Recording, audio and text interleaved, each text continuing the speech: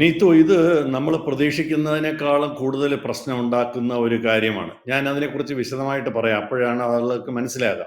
എന്തായാലും ഒരു പ്രധാന അറിയിപ്പ് വന്നിരിക്കുന്നത് 2025 മെയ് മാസത്തോടെ UK-യിൽ വിദേശ കെയർ ഗിവർ റിക്രൂട്ട്മെന്റ് അവസാനിപ്പിക്കും എന്നാണ് അവർ പറയുന്നത്.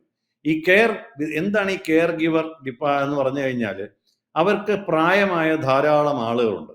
അപ്പൊ അവരുടെ വീടുകളിലും ഈ ഓൾഡ് ഏജ് ഹോമുകളിലും ഇവരെ ശുശ്രൂഷിക്കാൻ വേണ്ടി, അല്ലെങ്കിൽ ഇപ്പൊ പാരലൈസ്ഡ് ആയിട്ടുള്ളവര്, വലിയ അസുഖങ്ങളുള്ളവര്, ആരുടെയെങ്കിലും സഹായം ആവശ്യമുള്ളവര്, അതായത് വേറൊരാളുടെ പരിചരണം, മെഡിക്കൽ പരിചരണം ആവശ്യമുള്ളവർക്ക് കൂടെ നിൽക്കാൻ ആണ് ഇവരെ പ്രധാനമായിട്ട് ഉപയോഗിക്കുന്നത്. പക്ഷെ പലപ്പോഴും എന്താണ് പ്രശ്നം എന്ന് പറഞ്ഞു കഴിഞ്ഞാൽ, ഇവര് പലപ്പോഴും വീട്ടുജോലികൾ ഉൾപ്പെടെ ചെയ്യാൻ നിർബന്ധിക്കാറുണ്ട്, ഭക്ഷണം കുക്ക് ചെയ്യാൻ, പാചകം ചെയ്യാൻ നിർബന്ധിക്കാറുണ്ട്.